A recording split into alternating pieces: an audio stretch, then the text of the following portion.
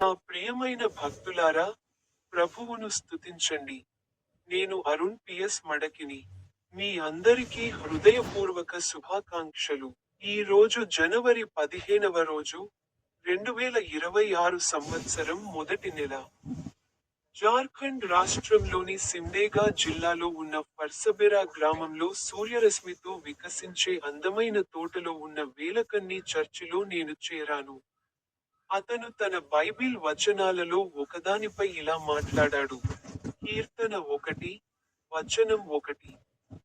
దుష్టుల ప్రణాళికలలో నడవని మనిషి ఎంత ధన్యుడు, పాపుల మార్గంలో నిలబడడు, ఎగతాళి చేసేవారి స్థానంలో కూర్చోడు. మీ అందరికీ హృదయపూర్వక శుభాకాంక్షలు.